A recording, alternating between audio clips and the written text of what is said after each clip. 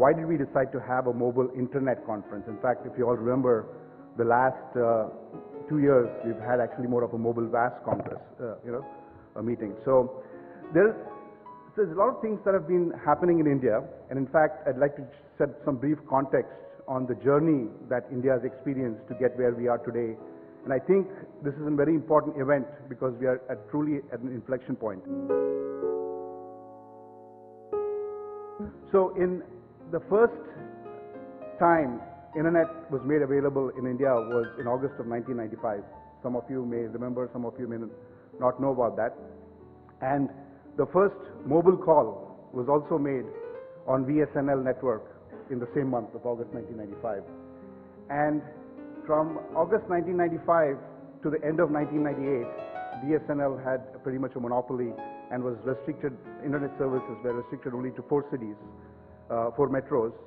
And end of 98, India just had about 1 million internet users, right? And in 1999, the government decided to change the ISP policy. A lot of private players came. And from 1999 to 2000, we saw a 10x growth.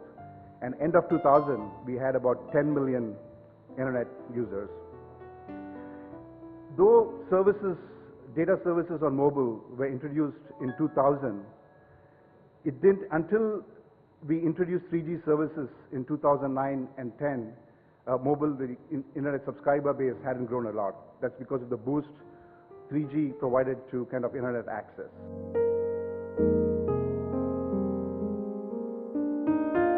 Today, and as of now, I think the latest numbers are about 108 million mobile internet users are there in India, right?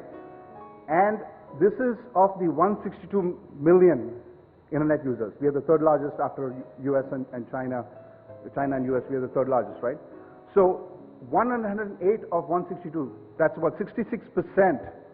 For 66% of the users, it's mobile first, right? Internet is mobile first for 66%. And the more interesting thing is half of these, that is 33%, 54 million, have mobile-only access to the web. And if you look at Facebook, right, they have 84 million users in India, of which 72% access to mobile and 36% are just mobile only. So these are huge numbers. And even for Google, 45% of the searches are through mobile.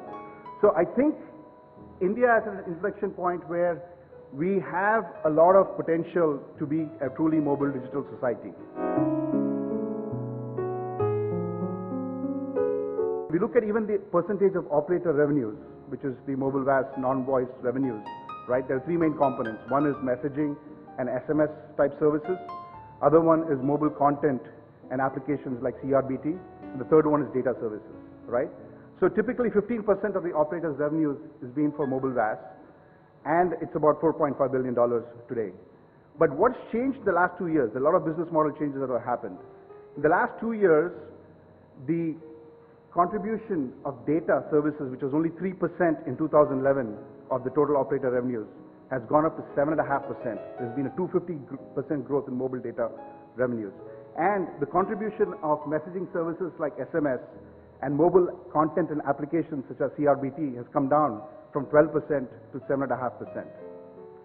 So I think, I believe that all the elements are in place. The cost of access and handsets is going down. The number of the mobile internet services, mobile internet networks are actually going up. So mobile networks are going up. And the appetite for the Indian consumer for digital services is immensely growing. So I think it's an exciting time to be here. A lot of these users do use social media, mobile internet users, right? 45% of Google searches, 72% of Facebook engagement, and some of it, a third of it is just mobile only. And to me, especially if you look at the internet usage in India, right? People view their laptops and PCs, even though it's only 60 million laptops and PCs, they view it as more of a professional or a work device, right? So, and most of the prepaid plans, if you look at even the internet users, 75% of the internet users in terms of smartphones, the 450 million feature phone enabled smartphones, right? So they all have prepaid plans, and so do even these, I mean, the feature phones and the smartphones, even 80% of the smartphones, they have prepaid plans. So they have a propensity to spend. They're also paying money and loading up. So they're doing that. Now, even if you look at the access from the internet, mobile internet, most of it, 81% of it is from Wi-Fi. So which means that most of the stuff is coming when they are actually not on the move. They are in a location where they have a laptop and a mobile, but they actually use the mobile to access it, just because for them the propensity to spend and entertain and search and do some stuff is more associated with mobile, which is being a personal device. So that's the kind of context, and that's what these users are doing.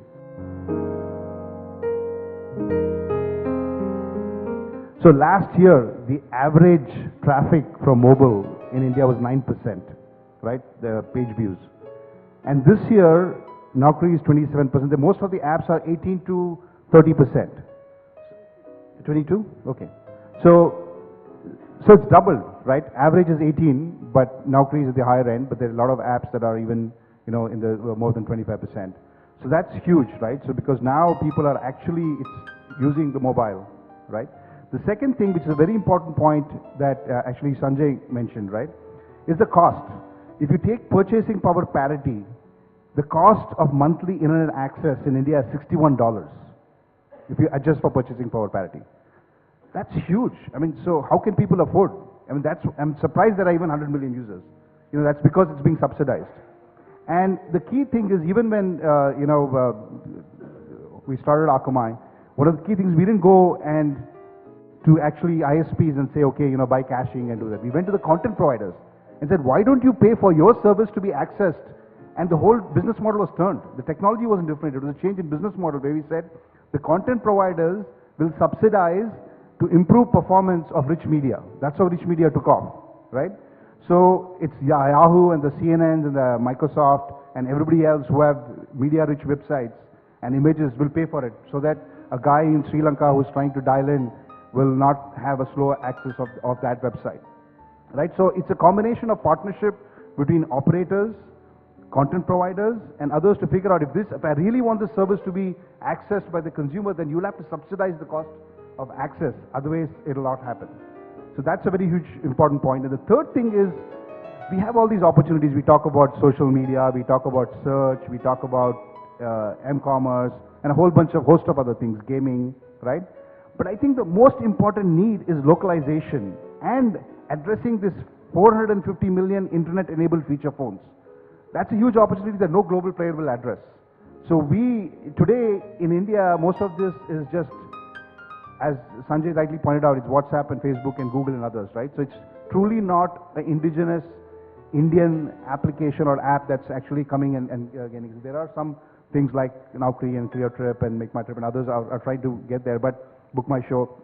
So the key thing is, how do we localize it? Because regional consumption is very important. If you look at the top 20, 50 languages, not a single Indian language shows up in internet access, right? Predominant language here is English, but most of the population, the rural population where the internet penetration is low because of cost of access and lack of localization, that's going to be huge. So if you want to get to 300 million actually a vibrant and grow more, we have to have localized services. Though we have the SMS was an impetus, there are also, you know, with SMS, a lot of the localization stuff, and there's earning for video and rich media content now, as Nikhil mentioned, right? So I think the next wave could be something like, you know, what he was talking about, you know, 1 rupee videos, or figuring out how to get more engagement.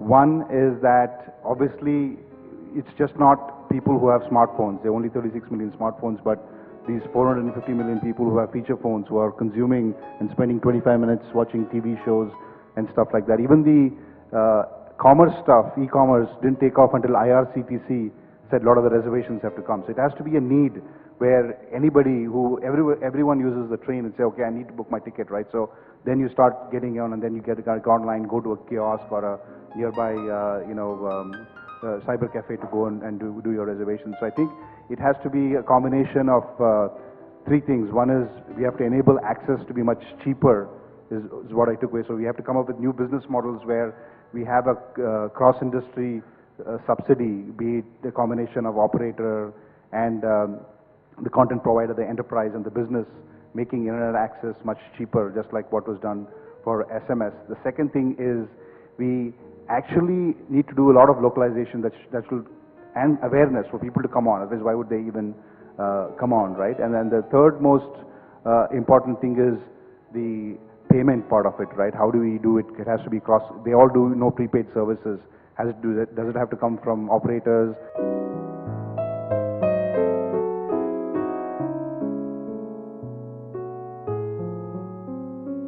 During the last few years, I can say that the ICT sector has been developing quite well in our country. There has been some transformation in this sense, and I would say that in very positive terms.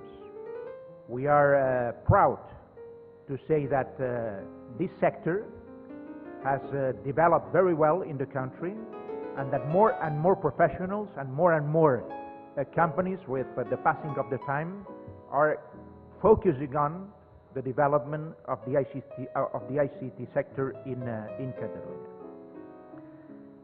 You know that the ICT industry has become one of the main driving forces of social progress. Its development has had an essential influence within global economic growth, and this is also the case of India, as you said before, as well as in the transformation of societies, with a growing impact on the life of individuals and businesses. Everything is easier, everything is faster, and the distances are shorter. Let me give you some examples that you know very well. Software developers in Bangalore can sell their products to small businesses in Barcelona, for instance, at the click of a button. A family in Mumbai can keep in touch with their son or daughter studying at one of world-class business schools in Barcelona, in Catalonia.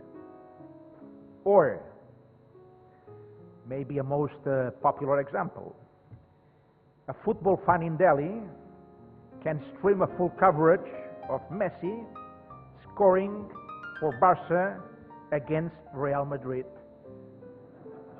This is something that happens from time to time. Or Manchester United, for instance. Well, let me say that ICT has a positive impact both at the economic and the social level. It is not only a matter of economics, it is also and basically a matter of the social influence of the ICT sector, and this is what makes ICT so important nowadays.